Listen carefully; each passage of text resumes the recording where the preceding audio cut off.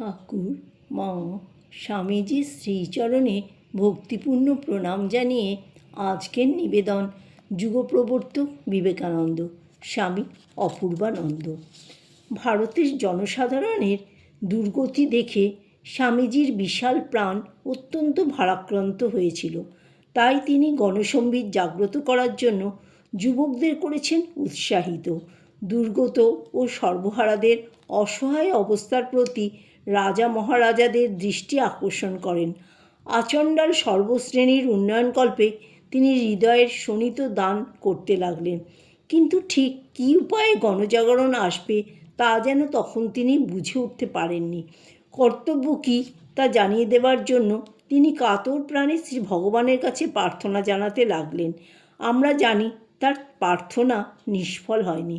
আজ সকল দেশেই জনজাগরণ এসেছে। বিবিধ গণ আন্দোলনের মাধ্যমে সোশ্যালিজম, এনার্কিজম, নাইটিলিজম বা কমিউনিজম রূপে। তিনি বলেছিলেন এবার ক্ষুদ্র শক্তির জাগরণ। তার ভবিষ্যৎবাণী আক্ষরিকভাবে সফল হতে চলেছে। সকল দেশের শ্রমিক ও তথাকথিত নিজ জাতির মধ্যে সংগঠন ও জাগরণের সূচনা দেখা যাচ্ছে দিকে দিকে।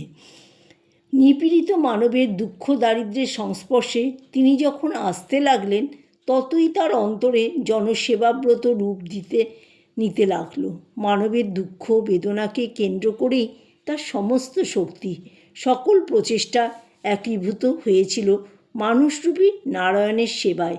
তিনি বলেছিলেন, আমি এমন একটি ধর্ম চাই যা আমাদের মধ্যে আত্মবিশ্বাস ও জাতীয় মর্যাদাবোধ জাগাবার এবং দরিদ্র জনসাধারণকে অন্ন ও শিক্ষা দেবার, আমাদের চারিপার্শ্বের সকল দুঃখ বেদনাকে দূর করবার শক্তি এনে দেবে। যদি ভগবান লাভ করতে চাও তাহলে মানুষের সেবা করো। জনসেবাব্রতে তিনি হৃদয়ের সমস্ত শক্তি প্রয়োগ করেছিলেন। সমগ্র বিশ্বের দরিদ্রের বুকফাটা আর্তনাদের প্রতিধ্বনি যেন তিনি শুনতে পেয়েছিলেন তার অন্তরে। তাই তিনি দিকে দিকে শোনাতে লাগলেন নররূপী নারায়ণ সেবার মন্ত্র।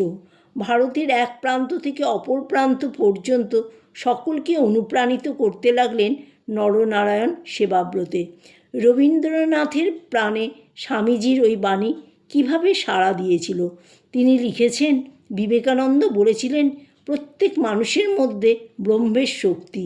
বলেছিলেন দরিদ্র নারায়ণের মধ্যে নারায়ণ আমাদের সেবা পেতে চান। একে বলি বাণী। এই বাণী স্বার্থবোধের বাইরে মানুষের আত্মবোধকে অসীম মুক্তির পথ দেখালে। এ তো কোনো বিশেষ আচারের উপদেশ নয়, ব্যবহারিক সংকীর্ণ অনুশাসন নয়। ছুতমার্গের বিরুদ্ধতায় এর মধ্যে আপনিই এসে পড়েছে। তার দ্বারা রাষ্ট্রীয় স্বাতন্ত্র্যের সুযোগ হতে পারে বলে নয়, তার দ্বারা মানুষের অপমান দূর হবে বলে। সেই অপমান যে আমাদের প্রত্যেকের আত্ম অবমাননা। বিবেকানন্দের এই বাণী সম্পূর্ণ মানুষের উদ্বোধন বলেই কর্মের মধ্য দিয়ে মুক্তির বিচিত্র পথে আমাদের যুবকদের প্রবৃত্ত করেছে। স্বামীজি নিজেই অন্যত্র বলেছেন যে ভ্রান্তিবশত যাদের লোকে মানুষ বলে অভিহিত করে, আমরা সেই নারায়ণেরই সেবক। কি সামাজিক, কি রাজনীতিক, কি আধ্যাত্মিক, সকল ক্ষেত্রেই যথার্থ মঙ্গল সাধনের একটিমাত্র সূত্র বিদ্যমান। সে সূত্র হচ্ছে এইটুকু জানো যে মানব মাত্রই নারায়ণ। আমি ও আমার ভাই এক।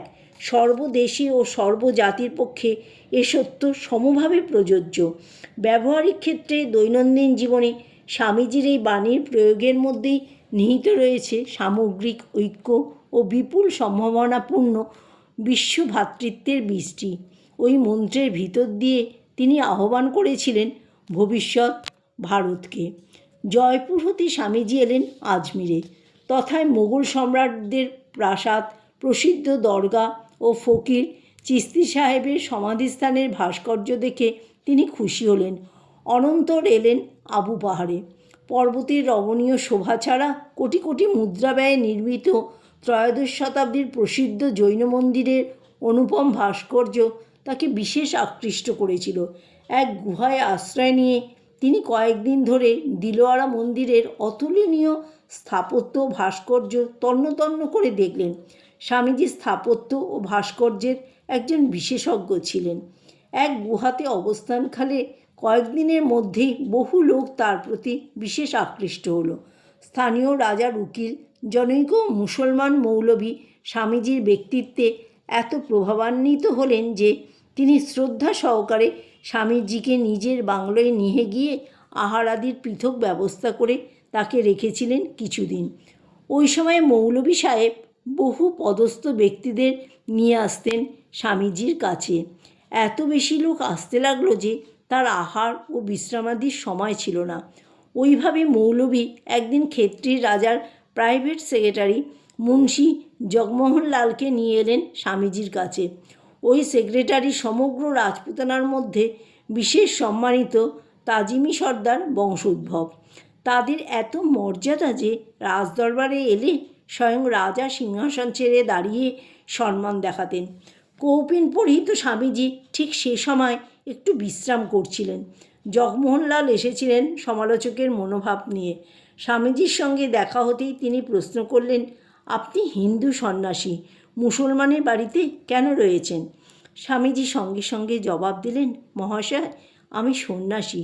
সামাজিক আচার নিয়ম আমার জানা নয়। আমি একজন ম্যাথরের সঙ্গেও আহার করতে পারি। ব্রহ্ম সর্বভূতে সকল প্রাণীতে বিদ্যমান। সকলেই যে ঈশ্বরের প্রতিমা। ব্রহ্মজ্ঞানে প্রতিষ্ঠিত হলে জাতিকুল, উচ্চ নীচ, স্পৃশ্য অস্পৃশ্য স্থান কোথায়? শাস্ত্রও এর সমর্থন করে।